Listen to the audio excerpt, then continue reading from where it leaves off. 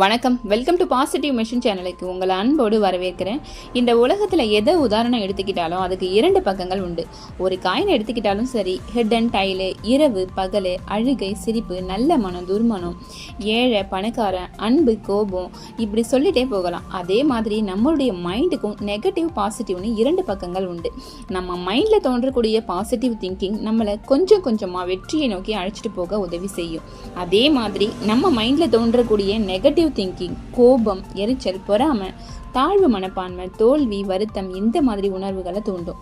நம்ம மைண்டை யூஸ் பண்ணி எப்படி பாசிட்டிவான எண்ணங்களை வளர்த்துக்கிறதுன்னு 5 டிப்ஸை இந்த வீடியோஸில் பார்க்க போகிறோம். Number 1, stare at evil thoughts. தினம் நம்ம மைண்டில் 1000 கணக்கான சிந்தனை ஒதுக்கலாம். ஆனால் அந்த சிந்தனை எல்லாமே பாசிட்டிவாக இருக்கணும்னு சொல்ல முடியாது. ஒரு சில நெகட்டிவான சிந்தனைகளும் உதிக்கத்தான் செய்யும். இது எல்லாருக்குமே காமனாக ஏற்படுற உணர்வு தான். இதை எப்படி சரி செய்யணும் அப்படின்னா, தினம் உங்கள் மைண்டில் தோன்றக்கூடிய நெகட்டிவ் சிந்தனைகளை உற்று நோக்கணும். அதாவது இதுக்கு உங்களை நீங்களே கேள்வி கேட்கணும். உங்கள் நண்பன் யாராவது கால் பண்ணி டே எப்படி ராமச்சான் இருக்கன்னு கேள்வி கேட்கணும்னு நினைக்காம நீங்களே உங்களை கண்ணாடியில் பார்த்து பேசுங்க. உனக்கு என்ன ப்ராப்ளம்டா, ஏன் இப்படி இருக்க அப்படின்னு பேசி பழகும்போது உங்களுக்குள்ளே ஏற்படுற நெகட்டிவ் திங்கிங் என்னன்னு உங்களுக்கு தெரிய வரும். மேலும் அதை எப்படி சரி செய்யணுங்கிற ஐடியாஸும் உங்களுக்கு ஆட்டோமேட்டிக்காகவே தோண ஆரம்பிச்சிடும். இந்த நெகட்டிவ் தாட்ஸை நாம் வீட்டில் மூலம் முடுக்கில் இருக்கிற குப்பை மாதிரி தான். அதை நாம் க்ளீன் பண்ணால் மட்டும்தான் அது சுத்தமாகும். அதே மாதிரி தான் இந்த மைண்டில் இருக்கிற நெகட்டிவ் தாட்ஸும் நாம் சுத்தம் பண்ணால் தான் அது க்ளீன் பண்ண முடியும். நம்ம ஹாப்பியாக இருக்கோமா, சேடாக இருக்கோமா, இல்லை பசியில் இருக்கோமா, நம்ம மைண்டு வருத்தத்தில் இருக்கா, இல்லை தேடலில் இருக்கா, இப்படி எந்த மைண்ட் செட்டில் இருக்குங்கிறத நம்ம கண்ணாடி முன்னாடி நின்று பேசுகிறது மூலமாக இல்லை ஜேர்னலிங் பண்ணுறது மூலமாக தான் கண்டுபிடிக்க முடியும். Point number 2, surround your self with like minded people.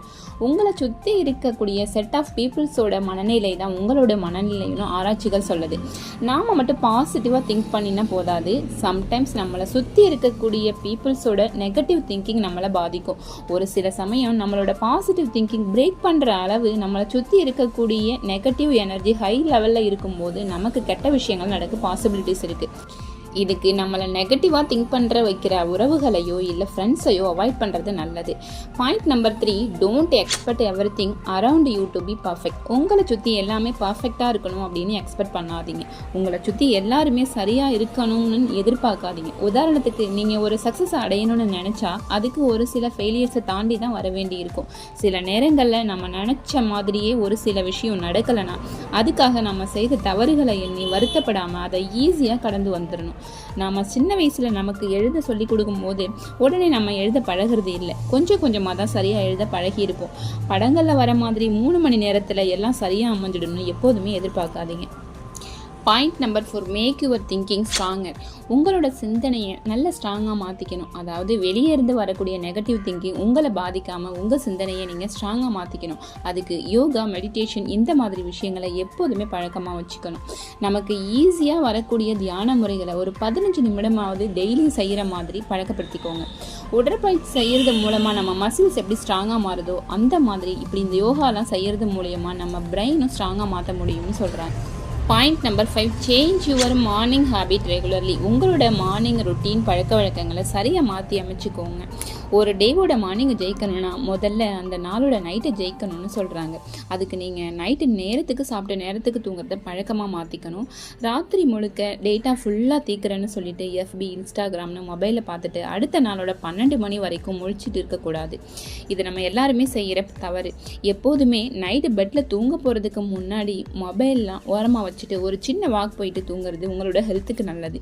தூங்கும்போது மார்னிங் எத்தனை மணிக்கு எழுந்திருக்கணும் அப்படிங்கிறத இந்த பிரபஞ்சத்துக்கிட்ட சொல்லிட்டு தூங்குங்க. உங்களை அது கரெக்ட் டைமுக்கு கண்டிப்பாக எழுப்பிவிடும். எழுந்ததும் முக்கியமாக நீங்கள் செய்ய வேண்டியது, இன்னைக்கு நாள் சந்தோஷமாக இருக்க போகிறதுக்கு நன்றி சொல்லிக்கோங்க. வெறும் வயிற்றில் தண்ணி குடிங்க. உங்கள் வேலைகளை அறக்க பறக்க செய்யாமல் கொஞ்சம் ரிலாக்ஸாக செய்ய ஆரம்பிங்க. போக வேண்டிய இடத்துக்கு ½ முன்னாடியே கிளம்புறத பழக்கமாக மாற்றிக்கோங்க. முக்கியமாக நீங்கள் செய்யக்கூடாத செயல், தூங்கி எழுந்ததும் உங்கள் மொபைல் ஃபோனில் சோசியல் மீடியாஸில் ஸ்டேட்டஸ் பார்க்குறது, இந்த மாதிரி செயல்களை செய்யவே செய்யாதீங்க. உங்களை சந்தோஷப்படுத்துகிற செய்தி தான் எப்போதுமே வரும்னு சொல்ல முடியாது. உங்கள் மனசை பாதிக்கிற விஷயம் கூட நீங்கள் எதிர்பார்க்காத சமயத்தில் வரலாம். இந்த விஷயம் அந்த டே ஃபுல்லுமே ஸ்பாயில் பண்ணிடும். இந்த 5 விஷயங்களை ஃபாலோ பண்ணி உங்களை எப்போதுமே உற்சாகமாக வச்சுக்கோங்க. இந்த பதிவு பிடிச்சிருந்தா லைக் பண்ணுங்கள், ஷேர் பண்ணுங்கள். உங்களை பாசிட்டிவாக வச்சுக்கிறதுக்கு இந்த 5 விஷயங்களை ஆல்ரெடி நீங்கள் எந்த விஷயங்களை ஃபாலோ பண்ணிகிட்டு இருக்கீங்க அப்படிங்கிறத கமெண்ட்டில் சொல்லுங்கள். தேங்க்யூ.